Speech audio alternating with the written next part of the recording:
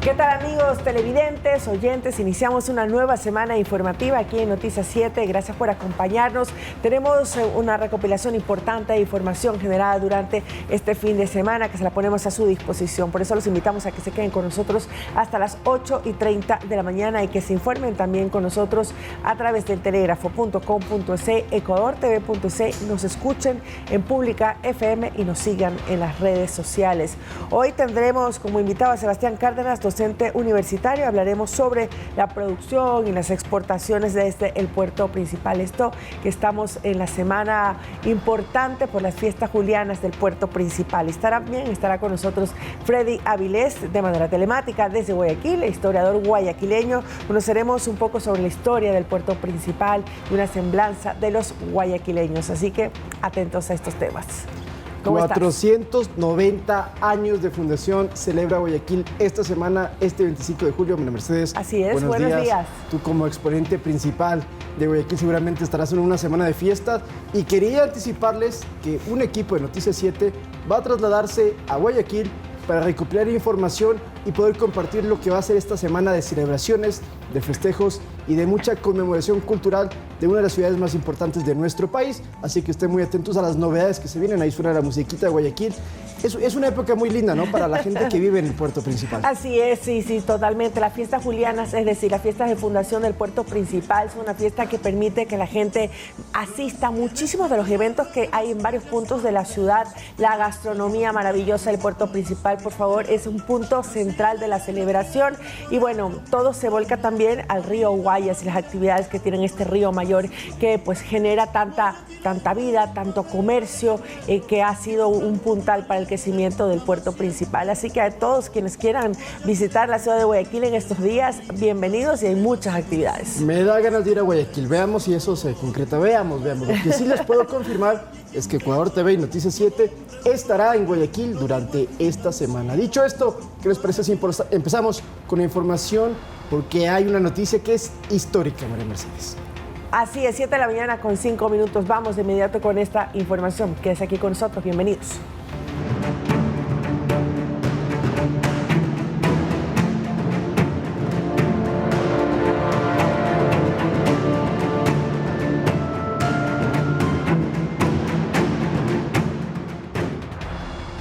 Atención, porque se ha concretado un hecho histórico, la extradición de Adolfo Macías Villamar, alias Fito, cabecilla de los choneros, hacia los Estados Unidos. Fito es el primer ecuatoriano en toda nuestra historia en ser extraditado, esto tras la reactivación de un proceso que se lo hizo gracias a la consulta popular de 2024. Fito voló ayer, a las 14 horas aproximadamente, desde Guayaquil a territorio estadounidense y su extradición se aceleró tras aceptar voluntariamente el traslado en una audiencia que duró 20 minutos hace una semana. Fito en los Estados Unidos va a enfrentar cargos por 7 delitos, entre ellos narcotráfico y tráfico de armas, marcando así un precedente en la guerra declarada por el presidente Noboa contra la criminalidad. Y ahí vemos las imágenes del avión que llegó a Guayaquil para llevarse a Fito, quien hasta ese momento se encontraba en la cárcel de La Roca. Y atención, porque hoy, aproximadamente en 3 horas, es la audiencia en la Corte Federal de Brooklyn, donde se le van a formular los cargos a Fito y ya ha dicho su abogado que se va a declarar no culpable.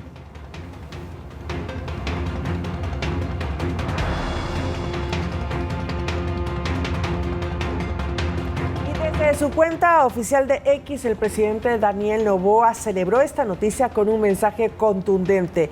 Hasta nunca Fito. Fito ya está en Estados Unidos.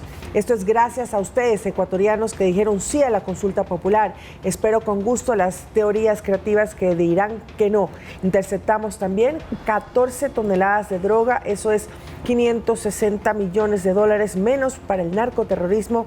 Seguiremos golpeando, es lo que escribió el presidente de la República. Y con esta acción el gobierno reafirmó entonces su promesa de continuar combatiendo el narcotráfico y las mafias carcelarias y de cumplir con este mandato ciudadano que respaldó las medidas de seguridad impulsadas por el gobierno.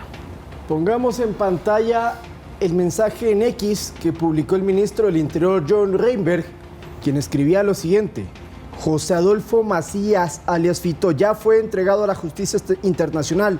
Lo que prometió el presidente hoy es una realidad. Los cabecillas del crimen ya no tienen dónde esconderse. No hay pacto, no hay tregua, el Estado los enfrenta y los derrota. Nadie ni nadie nos podrá detener, lo que ha dicho el ministro del Interior, John Rainbow, en esta publicación que estamos observando ahí en sus pantallas. Repetimos entonces, alias Fito, ayer aproximadamente a las 14 horas con 15 minutos, salió en un avión desde Guayaquil hacia New York, hacia Estados Unidos, y en una corte de Brooklyn le van a formular cargos. Fito, que a finales del mes de junio fue localizado y capturado en una casa en Manta, una casa de su propiedad, escondido en un búnker, se fue a la cárcel de La Roca y ahí permaneció hasta que la extradición se viabilizó. Estamos hablando de un proceso de más o menos un mes. Exactamente 25 días, Lautaro. Y esto se aceleró con esta aceptación voluntaria del extraditado, según la recomendación precisamente de su abogado. Esta operación se ejecutó en coordinación con el SNAI, la policía y las Fuerzas Armadas para encontrar a Fito en una casa, como nosotros vimos, cerca de Manta. Los cargos que se enfrentará en Nueva York son 7, como los mencionaste: asociación ilícita para distribución internacional de cocaína, contrabando desde Estados Unidos, esto en abril del 2024, compra de armas con testaferros desde el 2022 al 2024. Uso de armas para facilitar el narcotráfico, tráfico de 1.100 kilogramos de cocaína en noviembre del 2024, tráfico de 1.800 kilogramos de cocaína en enero del 2025 y tráfico de 800 kilogramos de cocaína en febrero del 2025. Son varios de estos cargos que tienen pendiente con la justicia estadounidense, alias Fito, que ya se ha hablado que no se le dará una cadena perpetua, un poco lo que se ha conversado, pero sí 50 años de prisión si es declarado culpable. Son más o menos las estimaciones que se hacen. Habrá que esperar, eso sí, a la audiencia. Fito, acá en el Ecuador, tenía que cumplir 34 años de cárcel, que los ha interrumpido por sus constantes fugas, y además que tenía que abrirse un nuevo proceso por evasión, por fugarse de la cárcel a principios del 2024. Todavía no queda claro si cuando Fito termine su sentencia en los Estados Unidos volverá al Ecuador y acá tendrá que acabar de cumplir la pena. Eso es algo que todavía no queda muy claro por temas jurídicos legales. Lo que sí es que alias Fito sí deseaba irse a los Estados Unidos porque tenía temor por su vida en las cárceles del país. Además que él buscaba alguna manera de que se proteja a su familia también, y de lo que se conoce y lo que se esperaría, según había dicho el ministro, posiblemente vayan sus familiares también y busquen protección en los Estados Unidos. Es el primer narcotraficante ecuatoriano que será extraditado desde nuestro país. No es el primer ecuatoriano narcotraficante que lo extraditan a Estados Unidos. Me explico mejor. Alias Gerald y alias el Gato Farfán son ecuatorianos que están en Estados Unidos, pero que fueron extraditados desde Colombia, donde sí existe esta figura legal. Nosotros en Ecuador tuvimos que esperar a la reciente consulta popular de 2024, donde votamos a favor, y esto ya permite que de ahora en adelante, si Estados Unidos pide a delincuentes ecuatorianos, desde nuestro territorio se los puede enviar. De hecho, hay 2 delincuentes más de los choneros, aliados de alias Fito, que posiblemente también sean enviados, eso mientras avancen los procesos en los próximos meses, pero hasta el momento alias Fito ya es el primero y hoy ya amaneció en los Estados Unidos. Un duro golpe para toda la organización de los GDOs, los choneros, que se están reagrupando, se están reorganizando también luego de esta extradición de su líder máximo, alias Fito.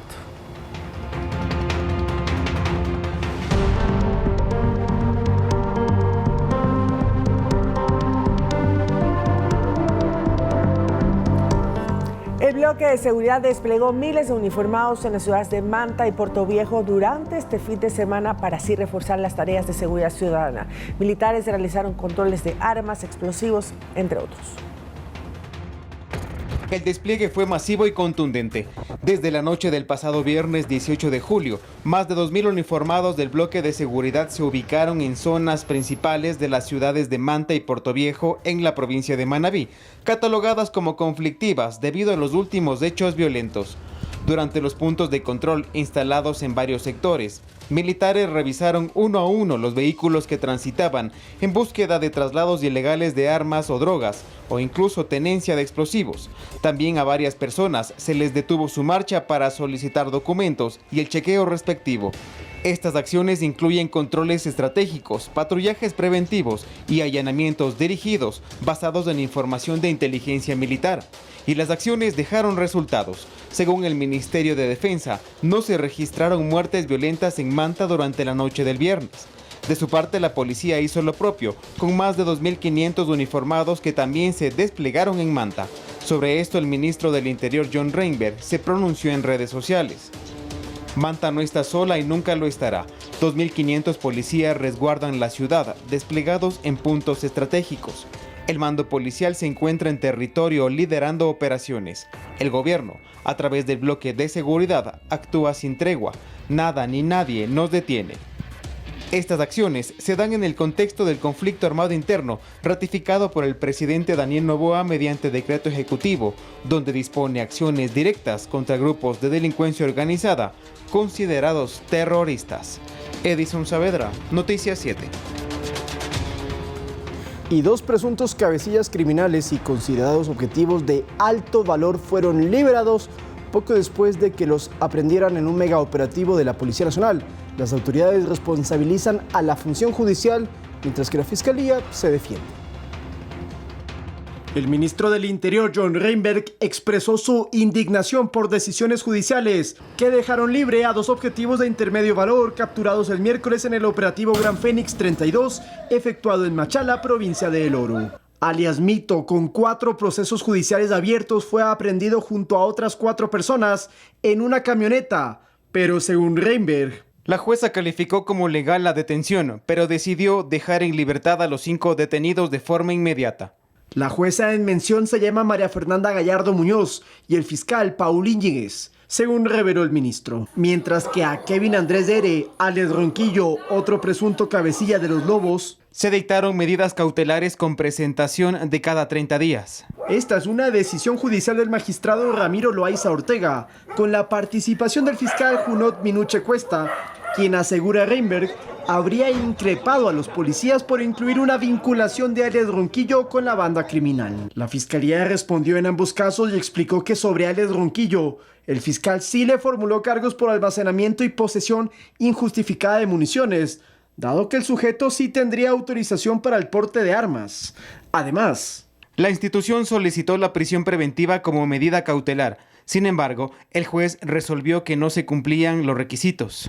En cuanto a alias Mito, la fiscalía asegura que no contaban con elementos de convicción suficientes para formular cargos. Sin embargo, desde la Policía Nacional ya habían alertado el mismo día de las capturas que necesitaban colaboración de la justicia. Por eso yo hago un llamado a la gente que administra justicia, no les manden libres, son reiterativos, alias Mito, alias Ronquillo, y hace aproximadamente 3 meses también se les capturó al propio individuo, se le capturó en una camioneta con varias armas y ese mismo día salieron libres.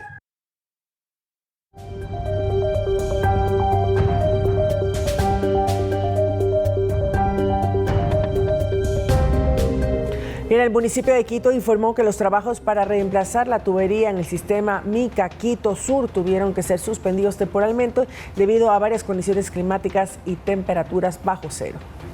Esto para precautelar la salud del personal y que posteriormente fueron retomados cuando mejoraron las condiciones. Esto ocasionó, y escúchese bien, un retraso en los plazos establecidos para retomar el servicio de agua potable que afecta a los pobladores del sur de Quito y que estaba previsto para este martes. Según el alcalde Pavel Muñoz, desde este lunes se iba a comenzar a bombear ya el líquido vital, pero con la demora de los trabajos no será posible. Recordemos que los pobladores de 6 parroquias del sur de Quito no tienen agua potable desde hace 12 días. Y es que se esperaba que hoy se bombee y mañana aproximadamente a las 11 del día ya pueda haber agua. Eso hasta el momento no será posible, pero de su parte el gobierno nacional ha instalado 3 plantas potabilizadoras que operan para dotar de agua a los habitantes, además de que desde el Ministerio de Transporte se puso maquinaria a disposición del municipio para retirar los escombros y poder reemplazar la tubería. Y de hecho, la ministra de Ambiente, aquí en nuestro espacio de entrevistas de Noticias 7, la semana anterior, dijo que estaban analizando colocar nuevas plantas si la situación lo ameritaba y vemos que sí. Así es, bueno, hasta el momento lo que han dicho también el Cabildo, que no existe una fecha para retomar entonces el servicio a la ciudadanía debido a estas complicaciones por el mal tiempo y se han retrasado entonces los trabajos y este cronograma que ya estaba planteado. Hay unos reportajes, no sé, producción, si podríamos colocarlos, que hicimos la semana anterior sobre el drama que viven las familias que están sufriendo esta falta de agua potable. Ya los vamos a poner en pantalla, son dos, uno de Iván Casamen, con adultos mayores que se acercan diariamente para buscar el líquido vital en los diferentes tanqueros y también en las plantas potabilizadoras. Y nosotros también pudimos presenciar de la entrega de unos especie también de tanques plásticos bastante grandes para el almacenamiento, porque el problema es que el agua con mala calidad puede generar problemas en la salud. Así es, muchos estamos observando en estos momentos la recopilación del agua a través de estas plantas potabilizadoras que ya se ubicaron en 3 puntos de la capital o en estos ojos de agua natural, estas vertientes también que la gente durante mucho tiempo la ha utilizado y dice que es un agua que les hace bien, pero el problema es la recopilación, ¿no? Sí. Recoger el agua en estos recipientes que no sean los más higiénicos y ahí es donde se puede presentar esta crisis higiénica sanitaria que hemos venido conversando en los últimos días con las principales autoridades. La crítica del municipio de Quito es que no se habría dejado ayudar desde el principio. Eso ha generado problemas, eso ha generado una serie de complicaciones en varias familias. Vamos a ver un reportaje que preparó Iván Casamen la semana anterior, esto fue jueves o viernes, para que ustedes conozcan lo que están afrontando principalmente adultos mayores de estas 6 parroquias del sur de la capital. El reloj marcaba las 8 de la mañana. De pronto apareció por una de las calles del sector de la Marta Bucarán una abuelita empujando una carretilla que cargaba un tanque de plástico. A Luz María López, de 86 años de edad, se le acabó el agua que le dejaron sus parientes y no le quedó otra opción que salir en busca de líquido vital. Los vecinos, al verla, inmediatamente le cedieron el puesto y, claro, se ofrecieron a ayudarle para volver con agua a casa. Yo sola vivo aquí. ¿Y usted iba a avanzar a llevar ese tanque en la carretilla? Alguien iba a rogar. Todos querían ayudar a la adulta mayor. Una persona se hizo cargo de su carretilla y otras la tomaron del brazo para regresar a casa. Doña Luz María vive en el 2º piso y a media cuadra de donde estaba estacionado el camión cargado con 5,000 litros de agua potable. Con el corazón inflado de emoción, se quedó feliz de contar con el líquido vital hasta que lleguen sus hijos y nietos a dejarle agua. Hay que esperar porque si no, ¿qué se hace? Habitantes del sector de la Marta Bucarán comentaron que en estos 9 días ha sido difícil vivir. El agua que les entregan sirve para cocinar, lavar platos, baño y aseo personal. La ropa tendrá que esperar. La agüita también, por más que haya, pero no abastece para lavar la ropa.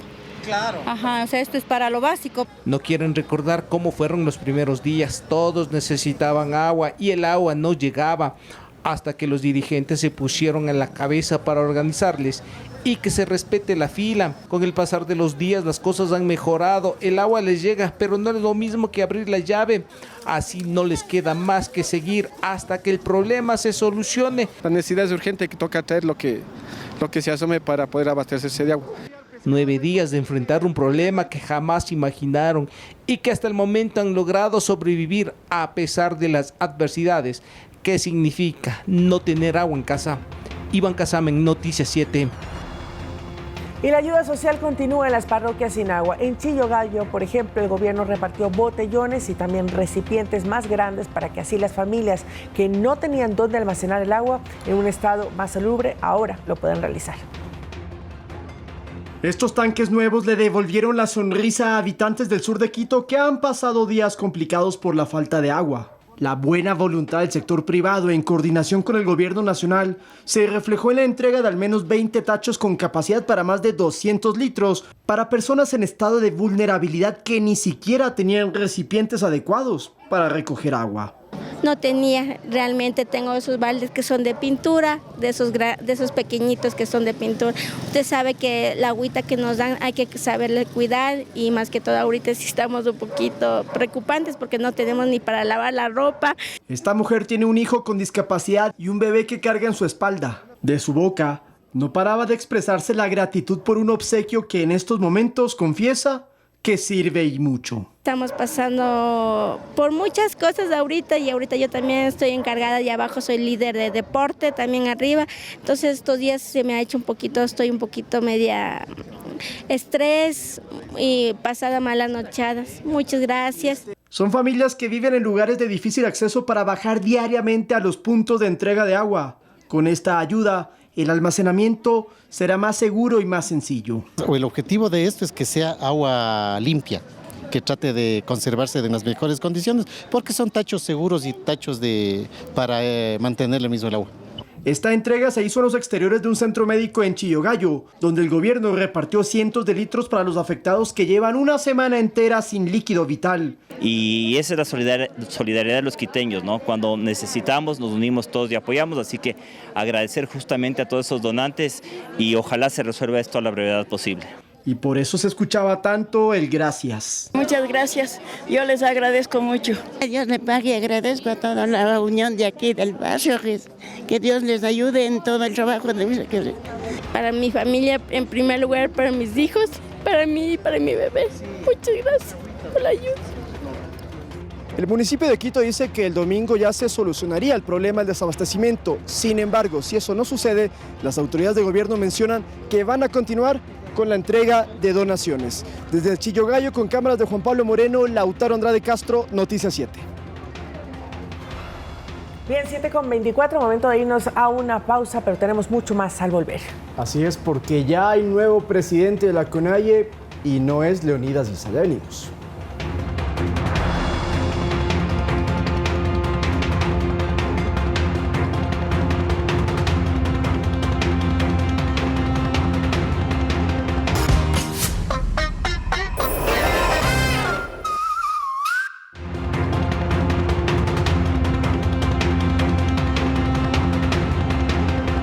De regreso con más información, amigos. Un fallecido y varios heridos fue el resultado de un choque múltiple registrado en el sector de San Carlos, esto en el norte de Quito. Un camión sin frenos bajó a toda velocidad en contravía, impactándose contra al menos 8 vehículos.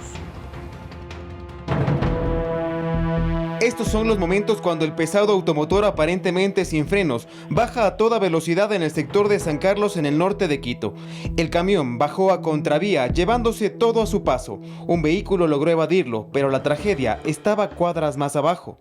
El primero en impactarse fue este taxi, cuyo conductor perdió la vida. Fue tanta la fuerza del accidente que su cuerpo quedó postrado en la calzada. De la persona fallecida es una persona conductor de un taxi, el mismo que intentó evadir, escapar del camión. Al momento que intenta salir el taxi, colisiona con el camión.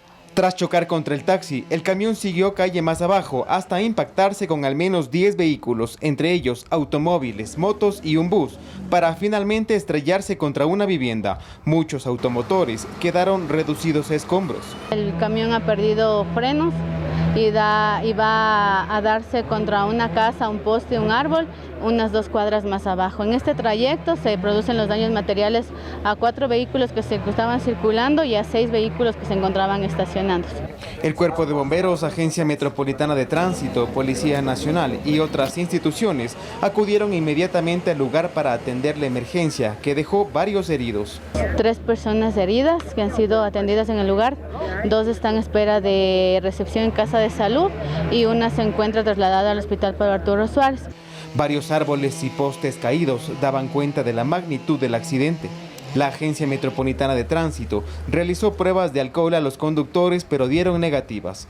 En tanto, el conductor causante del siniestro quedó bajo la custodia de las autoridades. Aparentemente tiene aliento a licor, pero la prueba le marca negativa. Esto quiere decir que no sobrepasa el límite de la alcoholemia en la sangre. Efectivamente ya se le brindó la atención médica correspondiente y se encuentra prendido. Además, según el registro vehicular, el camión que perdió los frenos no tenía revisión de este año. La última aprobada fue en 2024. Además, transportaba material sumamente pesado que no correspondía a las capacidades del automotor. Edison Saavedra, Noticias 7.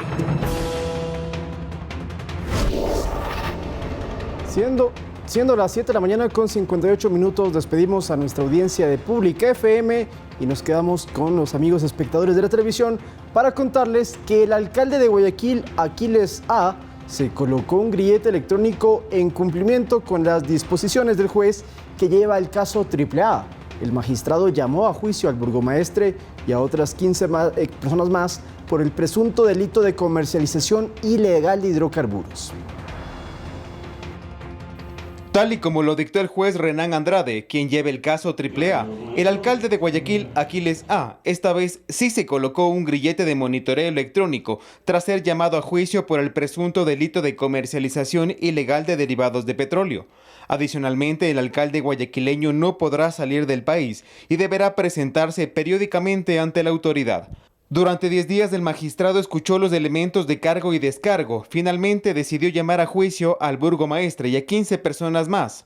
Fiscalía sostiene que se habría identificado diferencias entre el volumen de combustible despachado por Petroecuador y el facturado por estaciones de servicio como Fuelcorp, Corpalubri, Ternape Petroleum, Indudiesel y Copedesa, esta última vinculada directamente al alcalde Aquiles A.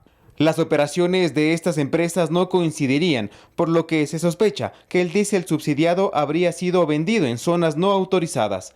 Se calcula que el monto de perjuicio al Estado sería de 61 millones de dólares, lo que equivale a 2.7 millones de galones de combustible entre el 2023 y 2024. Los hechos que se investigan ocurrieron antes de que Aquiles asumiera como alcalde de Guayaquil, por lo que no goza de fuero de corte provincial. De su parte, la defensa del burgomaestre rechazó el fallo e indicó que apelarán la decisión judicial. El Código Orgánico Integral Penal sanciona el delito de tráfico ilegal de combustibles con penas que van desde los 5 hasta los 7 años de prisión. Edison Saavedra, Noticias 7.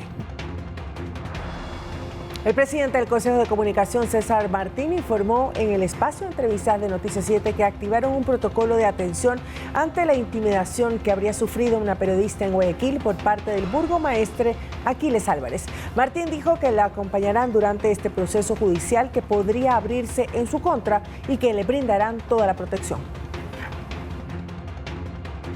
Caso, según el documento recibido, el alcalde considera que las expresiones realizadas a través de la red social X por la periodista pueden afectar su honra y su reputación.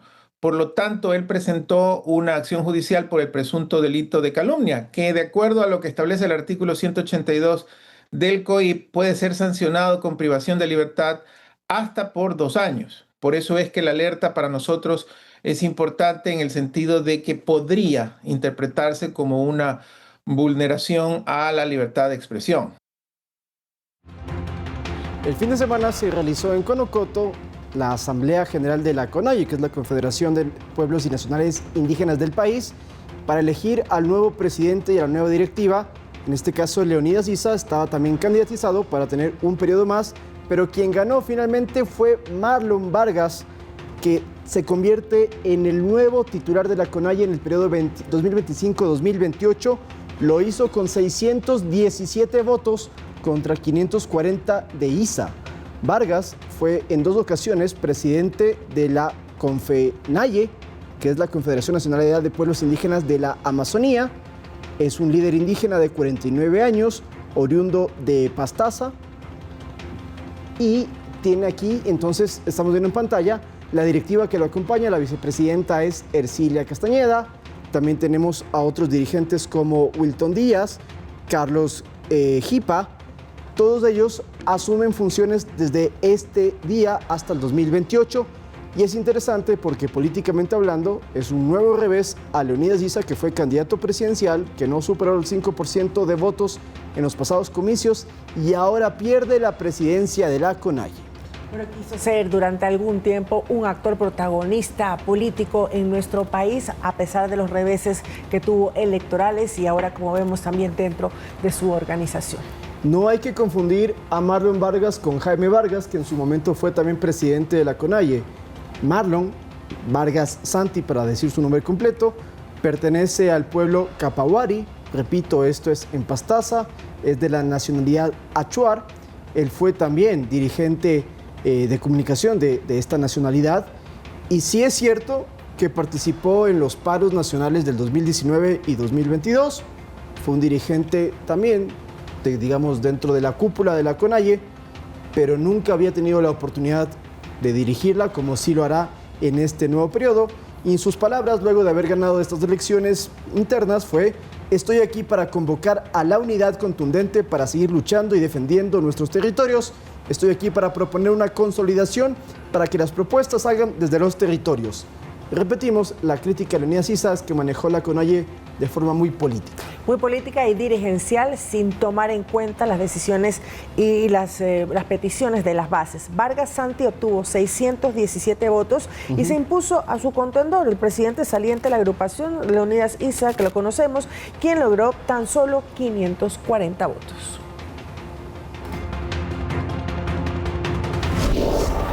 La Comisión de Fiscalización de la Asamblea aspira a que la documentación ofrecida por el procesado Daniel Salcedo sea el punto de partida para hallar posibles redes de corrupción existentes actualmente en el sistema público de salud.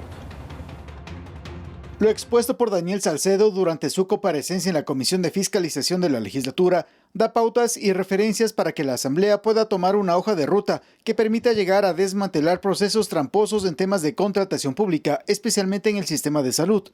Andrés Castillo, asambleísta del oficialismo, indicó que justamente la Ley de Integridad Pública, que contempla cambios en el esquema de contratación pública, está diseñada para corregir las distorsiones evidenciadas por el condenado por corrupción Daniel Salcedo.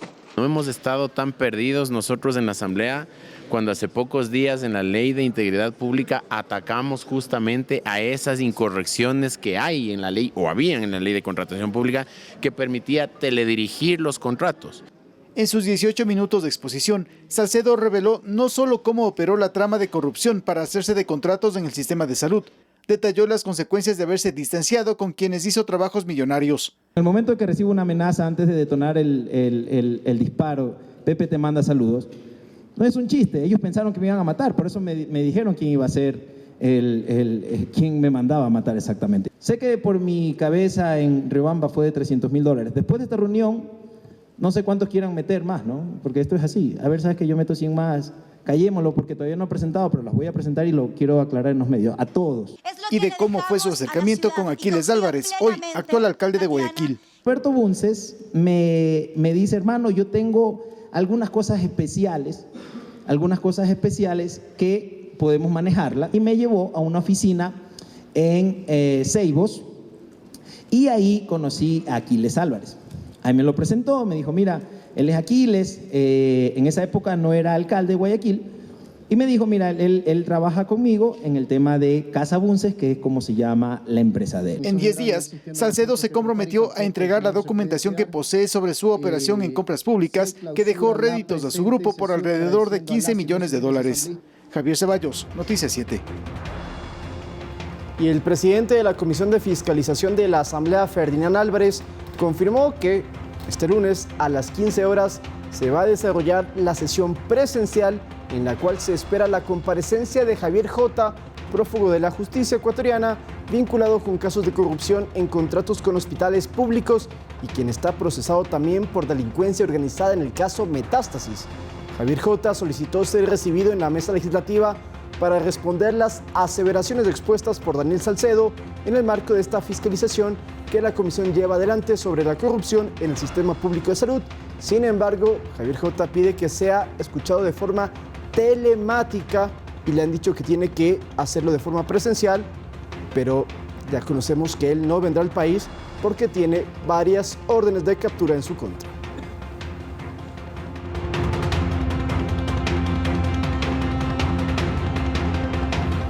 Durante su consejo ampliado de la Confederación de Nacionalidades Indígenas del Ecuador, CONAIE, resolvió expulsar a 6 asambleístas que votaron contrario a su bancada en las sesiones del Pleno del Legislativo.